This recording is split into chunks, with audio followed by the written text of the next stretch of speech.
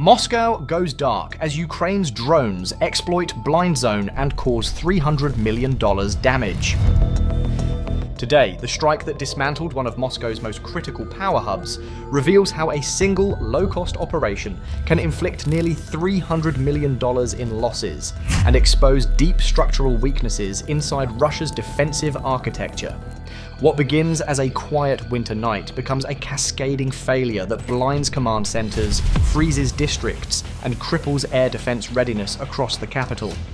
Ukraine's use of terrain-hugging drones, deception waves, and micro-swarm tactics reshapes the battlefield by demonstrating how inexpensive tools can shatter billion-dollar systems.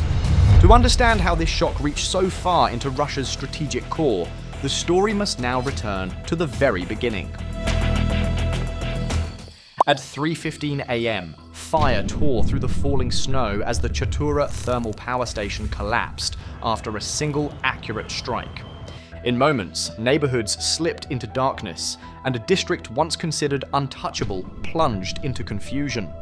The facility, responsible for nearly 1,500 megawatts, failed almost instantly as key structures melted in sub-zero temperatures. More than 33,000 homes lost electricity before emergency crews could respond, and the Kremlin's electrical feed flickered repeatedly before shutting down. These events exposed long-standing strain inside a system built during the Soviet era, when threats were predictable and defenses focused on conventional attacks. Engineers attempted to stabilize voltage, but outdated components failed under pressure. Modern warfare no longer follows the patterns these systems were designed to withstand. Small drones, accurate navigation modules, and low-altitude tactics bypass shields meant for older threats. Even minor gaps can now trigger consequences across a city that relies heavily on centralized infrastructure.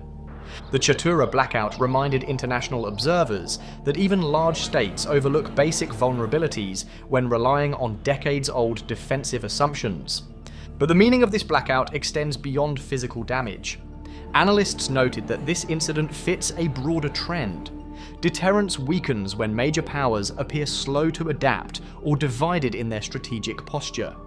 Rival states act boldly in such moments, testing boundaries when they sense hesitation in Washington or uncertainty inside Western alliances. The Chatura strike revealed how inexpensive operations can disrupt infrastructure that costs billions to build and maintain.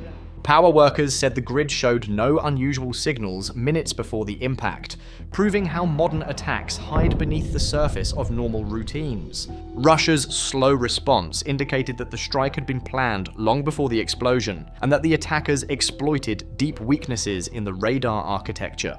Transport routes and communication lines experienced immediate stress, making the event far more serious than a simple outage. These moments also highlighted the clash between old doctrines and modern offensive tools that emphasize flexibility, timing, and deception. Despite attempts to regain control, Russia could not prevent a 6-hour sequence that began earlier in the night. The approach of the 196 Leoty drones demonstrated disciplined planning designed to defeat a major defensive network. Launched before midnight, the drones covered nearly 200 miles, while masking themselves behind terrain features. Hills, tree lines, and structures shielded them from long-range radars as they flew between 100 and 300 feet, forming a corridor below standard detection layers. Each drone followed a pre-plotted contour map with minimal deviation, exposing structural flaws in Russia's radar design.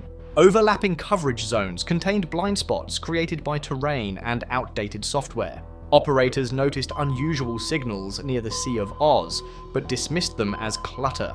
Their hesitation allowed the formation to reach Moscow's defensive ring without meaningful reaction. This moment demonstrated how slow interpretation can neutralize even capable hardware. Russian doctrine still assumes threats approach fast and high, a mindset unsuited to slow, terrain-hugging drones. At 2:47 a.m., the drones reached their 5-minute attack mark, shifting from silent transit to active posture by climbing slightly to activate sensors. This climb finally triggered short-range radars, but the alert came too late. Many interceptors require stable tracking to lock on small aerial objects. The sudden burst of radar returns overwhelmed crews, who struggled to distinguish real tracks from echoes generated by the formation. Saturation tactics disrupted defensive behavior and created confusion that erased any realistic chance of interception. Short-range engagements require precise communication between local batteries and central command. Both reacted slowly as the drones accelerated toward Chatura. Switching to emergency protocols took nearly a full minute, an eternity in a high-pressure environment. That delay allowed the drones to cross the final stretch without resistance, demonstrating how timing errors multiplied during crisis events. The breach also showed that Russia's air defense firewall cannot guarantee protection in a world where inexpensive platforms exploit human hesitation. Analysts estimate that the entire operation cost Ukraine under $3 million, while Russia's damage soared toward $300 million. A breakdown of this figure includes approximately $30 million worth of destroyed high-capacity transformers, $35 million spent on defensive ammunition during the deception waves, and nearly $235 million in economic disruption caused by grid instability, communication failures, winter power outages, and long-term restoration needs under sanctions. This imbalance reflects a growing pattern across contemporary conflicts. The attackers chose Chatura because it sat between major radar sectors, leaving it with limited defensive coverage despite its strategic importance. The station fed electricity to key command structures, military nodes, and critical communication hubs. The drones exploited blind zones that had existed for years, proving that strategic depth no longer provides safety when attackers adapt faster than defenders. The 3 10-ton transformers at Chatura formed the backbone of Moscow's command grid. Each contained 40,000 liters of insulating oil that regulated voltage during long-distance transmission. Their synchronized operation allowed the grid to support both civilian sectors and state-level infrastructure. A single malfunction could be absorbed, but losing all 3 collapsed the system's structural integrity. Backup circuits depended on at least one functioning transformer. When all failed, protective systems shut down major relays. Voltage loss forced critical nodes offline, disrupting aviation routing, secure communications, and winter heating demands. Moscow's centralized grid magnified the impact of the failure. Military transport systems relying on digital mapping, rail control, and logistics tracking experienced immediate delays. Strategic communication networks switched to slower backup modes, and some disconnected entirely as voltage dropped. Hospitals, transit systems, and emergency services faced severe complications. Replacing the transformers is nearly impossible in the short term due to lengthy production cycles and restrictions on importing specialized components. Russia has struggled to replace even smaller modules damaged by sabotage, making these larger units an even greater challenge. Sanctions further slow procurement and extend repair timelines. The AN-196 drones used low-altitude patterns to bypass layered radar coverage, reaching the transformers before defenders could intervene. These tactics exploited mechanical dead zones in Russia's defensive layout. Air defense batteries require steady radar returns to classify targets, but drones flying just feet above the surface blend into ground clutter. This mechanical limitation is not easily corrected. The transformers' destruction directly disrupted military readiness. Air defense systems depend on electricity to run sensor calibration and tracking software. Interruptions create detection gaps that can be exploited by later operations. Fuel pumps, cargo lifts, and logistical tracking tools slowed as systems lost power or switched to emergency modes. Political pressure intensified as the blackout spread across Moscow, eroding public confidence and diverting officials from military priorities. International observers also noted that the strike raises new concerns about Russia's resilience. If a small drone fleet can damage essential infrastructure so deeply, larger technological actors could inflict even greater losses. The event signaled that modern conflict increasingly targets infrastructure, not just frontline forces, and that agility now outweighs brute force. Russia's air defense network around Moscow, built from S-400 long-range missiles, Tor-M2 mid-range systems, and Pantsir S-1 short-range units, operates as a multi-layered shield.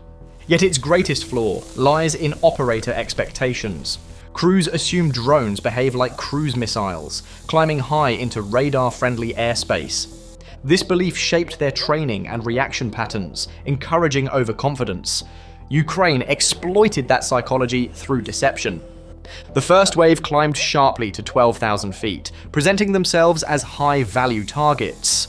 Russian crews reacted instantly, firing dozens of expensive 48 N6DM missiles worth millions each. The drones were destroyed quickly, delivering a tactical win, but a costly one. Russia spent tens of millions of dollars eliminating bait worth a fraction of that amount. The second wave triggered Tor M2 units, which engaged rapidly before passing targets into Pantsir range. The intercept successes reinforced Russia's belief that the raid was over. Command centers issued messages announcing reloading cycles and system stabilization, requiring roughly 3 minutes to restore readiness. Ukraine had studied these patterns and knew this moment would create an opening. During these 3 minutes, Russia's most capable defenses were focused on reloading instead of scanning. This temporary blindness was the vulnerability Ukraine needed. The third wave consisted of 20 micro FPV drones, released from 10 larger UAVs at about 800 feet. The FPVs scattered unpredictably, spiraling, diving, and zigzagging to create incoherent radar signatures. Russian systems, built to identify structured patterns, struggled to classify the swarm.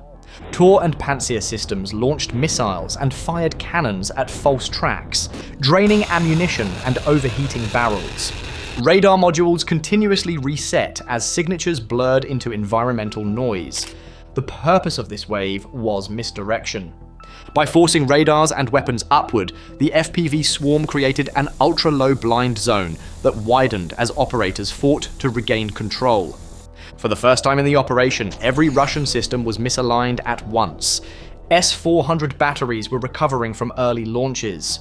Tor units were chasing false tracks, and Pantsir crews were firing blindly. Inside that blind zone, 6 final drones descended to 20-30 feet, flying below mechanical firing arcs. Using tree lines, ditches, and shallow terrain features, they blended into ground clutter until reaching the target. One drone pierced the first transformer, igniting its insulating oil. A second struck the next transformer as it absorbed compensating load. 3 more targeted the final unit, completing the collapse. These impacts severed relay control and triggered a frequency crash that dropped the grid from 50 Hz to 42 Hz. Power plants disconnected automatically to protect turbines, and large sections of Moscow went dark. Secure communication lines stalled, heating systems paused, and transportation hubs slowed as software lost power. Russia spent $35 million on air defense ammunition throughout these engagement waves, while Ukraine achieved decisive results, using tools worth less than $500,000 for the attack phase.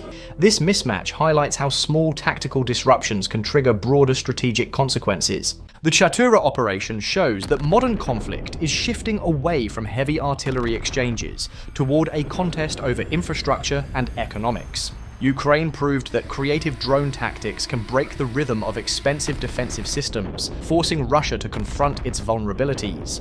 As winter deepens and energy demand increases, the pressure on Moscow's grid will only intensify. These events also deliver a warning to Western nations. Drone warfare is no longer theoretical, it is shaping battlefields in real time. Inexpensive, adaptive platforms can defeat complex defenses, meaning the next decisive strike may come from a swarm rather than a missile.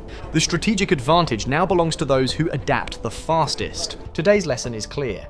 A $300 million loss can be inflicted by machines that cost less than a single interceptor. Will future conflicts be shaped not by firepower, but by agility and innovation? Share your thoughts in the comment section below.